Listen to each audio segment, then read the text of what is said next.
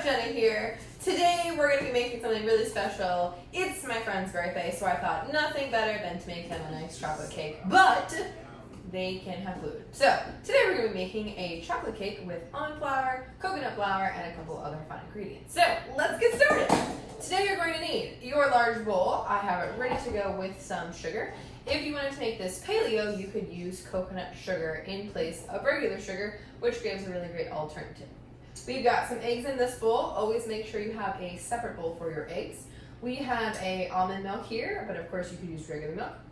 A bit of apple cider vinegar with vanilla already in there, because I always forget the vanilla, as we know. So put the vanilla in. We have some melted and cooled coconut oil, all right, and then we're going to have our dry ingredients that we're going to talk about in just a second. I'm making this into a dump cake because we're going to eventually turn this into better than 6 cake. Dun, dun, dun. Right? Okay, so we're going to put this into a 13 by 9 pan to end up making it a poke cake, put some other really fun toppings on, and we're going to learn some other fun things like caramel sauce and whipped cream, and we'll have all those videos for you as well. As always, the recipe is going to be in the description below, so don't worry. Bbut if you do want to follow along, grab your mise en place, and let's get started. All right, in our bowl here, this is going to be our wet ingredients. I have the sugar already measured, okay? And again, this is just regular good old sugar.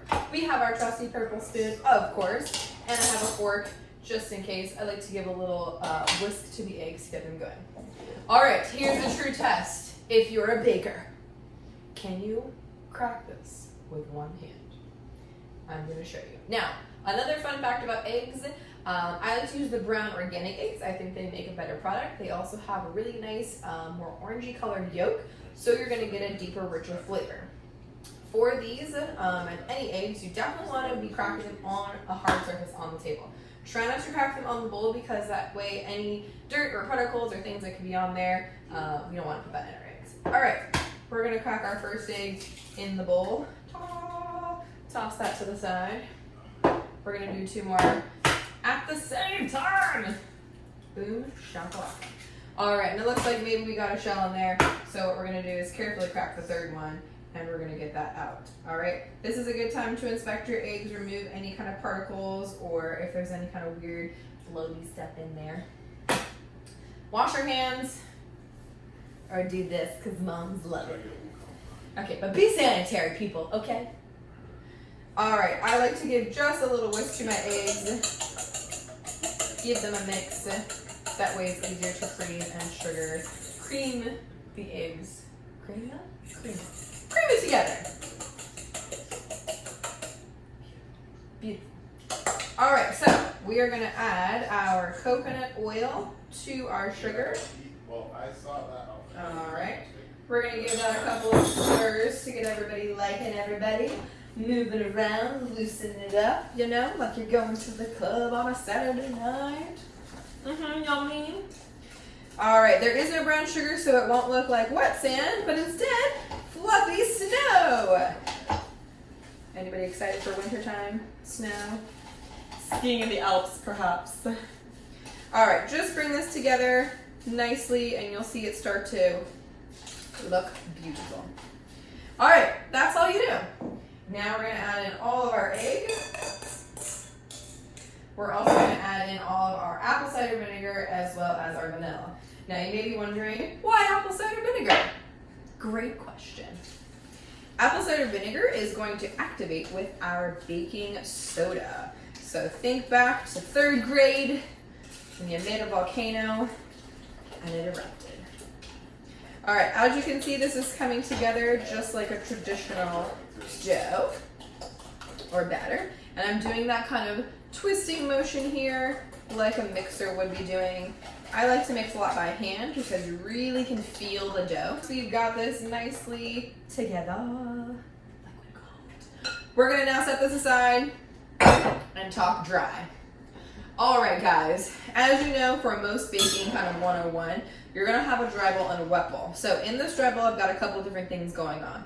So on this side, we have our almond flour. Now, the one we're using is a finely ground blanched almond flour. You can get it at pretty much any store these days. Just make sure it's really fine ground, like the one you would use for French macaroons.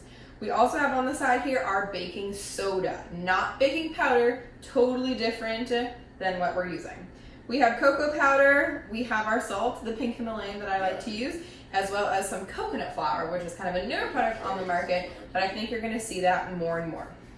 All right, we're gonna do like we did before or most baking, just kind of bring these ingredients together so everyone's nice and happy in the hot tub, the pool, the spa, jacuzzi.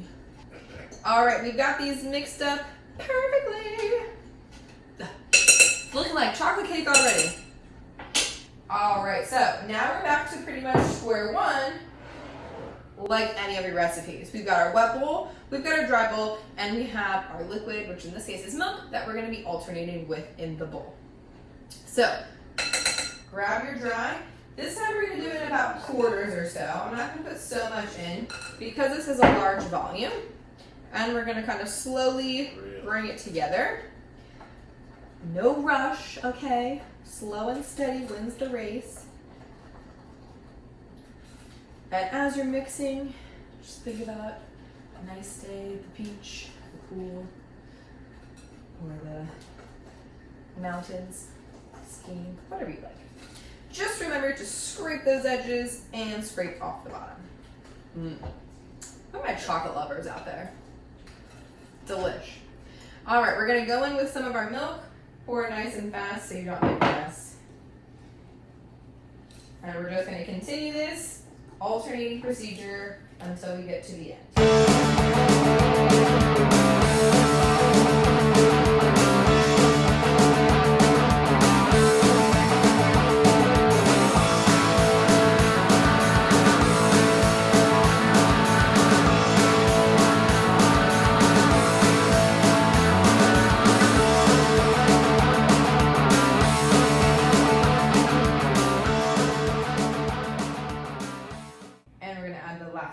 So this was a whole cup of milk in total, and we had 3 cups of our almond flour, 1/4 cup of our coconut flour, 1 tablespoon baking soda, salt.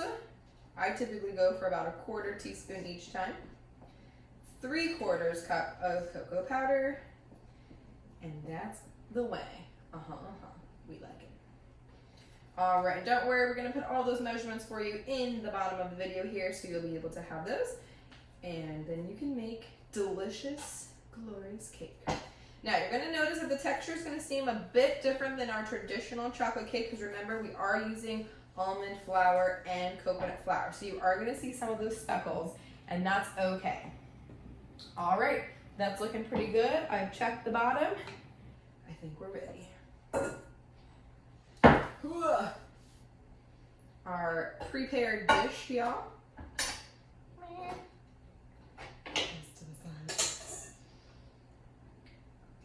And we're gonna pour it in. Oh, yeah. Doesn't that look so good? I don't even like chocolate cake, and this looks really good. All right, this is gonna go into a 350-degree oven. The time is going to be based on what kind of pan you are using. So if you're using small 6-inch cake pans, probably about 25-30 minutes. If you're using more traditional 8 or 9-inch, you're going to go closer to 35 minutes. We're using a 9x13 because this is going to be our dump cake that we're going to use, or our poke cake, excuse me, for the Better Than Sex cake that we're making for my friend's birthday. So that's where it's in here. That's gonna mean this is gonna take closer to probably 45 minutes. Now, chocolate cake can be tricky because remember, it's going to still caramelize and brown like a regular cake would, or cupcakes, or your yellow box mix, right? So how do we tell when it's done? Same concept, use your toothpick test or a knife. Another little fun fact, because we're using nuts obviously in this, that means we're okay nut household. So what I like to do sometimes is actually take a few peanuts or cashews or even more of my regular blanched almonds, put them in a little tray to the side, and when those start to get really dark brown and toasty, that's gonna help tell you when your cake is getting there. Now, that usually works when you're doing a little bit less time, but it can also work here. We've spread this out nicely just so we're able to make sure everything looks perfect, and now we're ready for the oven. All right guys, as you can see, we've got our cake. It is nice and out of the oven. and we are letting it cool slightly. This is going to be a really delicious cake that you can use. You can put frosting on it, you can put whipped cream on it, all types of really good stuff. Check out the next couple of videos because I'm going to actually turn this cake into a birthday cake. It's going to be delicious. As always, Chef Jenna here. You know what to do, and all of the information will be in the description below. Thanks for watching. See you next time.